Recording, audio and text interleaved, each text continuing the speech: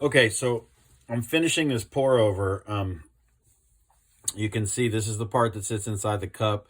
This is that little lip that you kind of want to create so that when the liquid comes through here, it doesn't just stick to the bottom and run across the side. So it actually goes down into the cup.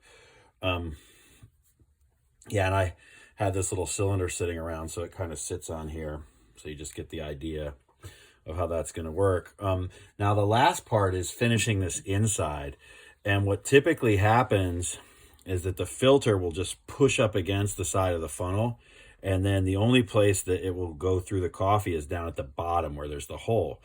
And it goes really slow, and then the coffee's cold. And so I cut these simple strips. Now, I've done this a bunch of ways. I've carved into the funnel before. It kind of ends up looking messy, and there's not actually enough space. I let these strips kind of harden up, and you kind of want to leave a sharp edge here because otherwise the filter will round in, and really you're trying to get the water to go through the coffee and through the filter in multiple areas. It's a little tricky. So my advice is to cut some strips like this that are kind of sharp on the sides. And then I put a generous amount of slip on this one. I'm just going to do the last one here for you. And you kind of, right, you set it in here gently just to get an idea of where it's going. It's kind of like tracing. Then you can pull it off. And then I'm going to add a little bit more slip to this area.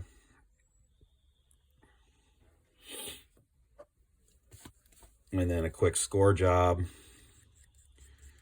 And it's really a struggle to kind of figure out how to make the inside of these things aesthetically pleasing and then also make them functional.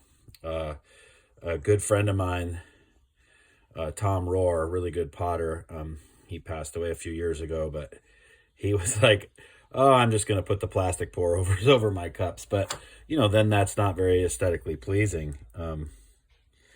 I think he said something like Mr. Coffee's got it all figured out or something like that. So it is really tricky to make a funnel that really, a pour over funnel that really allows that coffee to go through there, allows the water to go through the coffee and through the filter, because you end up with this suction where the filter sticks to the side. So this is probably one of the better solutions I've found.